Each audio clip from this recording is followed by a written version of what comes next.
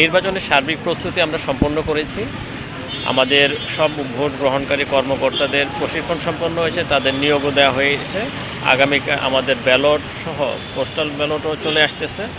ব্যালটগুলো আমরা উপজেলায় পাঠিয়ে দিয়েছি, এগুলো ডিস্ট্রিবিউশনের পর্যায়ে রয়েছে। আগামীকাল সকাল থেকে এগুলো ডিস্ট্রিবিউশন আমরা করব। আমাদের সকল বাহিনীর ডেপ্লয়মেন্ট কমপ্লিট হয়েছে।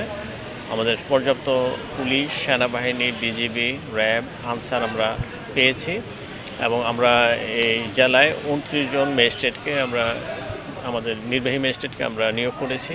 এছাড়া আমাদের 4টি জুডিশিয়াল ইনকোয়ারি কমিটি আছে, আর 8 জন জুডিশিয়াল ম্যাজিস্ট্রেটও কাজ করছেন। আজকে আমরা দেখলাম একটি মহড়া অনুষ্ঠিত হলো, সেখানে সেনাবাহিনী, পুলিশ, র্যাব সহ অন্যান্য বাহিনী এবং আমাদের সিভিল সার্জন অফিসের চিকিৎসক টিম, ফায়ার সার্ভিস সহ সবাই মিলে এই মহড়াগুলো হয়েছে আজকে। ইতিপূর্বে সেনাবাহিনীর নেতৃত্বে আরও 3টি মহড়া হয়েছে 3টি উপজেলায়। আমাদের সার্বিক পরিস্থিতি ভালো। এই এলাকার যারা জনপ্রতিনিধি তারাও আমাদের নির্বাচন আচরণবিধি মেনে চলছেন। আমরা আশা করি একটি সুষ্ঠু, সুন্দর এবং গ্রহণযোগ্য নির্বাচন আমরা উপহার দিতে পারব। যে কোনো পরিস্থিতি হলে, যে কোনো ঝুঁকি হলে সেনাবাহিনী, পুলিশ, র্যাব, তাদের স্ট্রাইকিং টিম, মোবাইল টিম এবং রিজার্ভ টিম 5 মিনিটের মধ্যেই সেই সব কেন্দ্রে পৌঁছাতে সক্ষম হবে। সুতরাং যে কোনো ধরনের কার্যক্রম, উদ্ভূত পরিস্থিতি, ঝুঁকি, আক্রমণ, হুমকি যাই হোক না কেন, আমাদের সকল বাহিনী একযোগে আমরা সেখানে পৌঁছতে সক্ষম হব।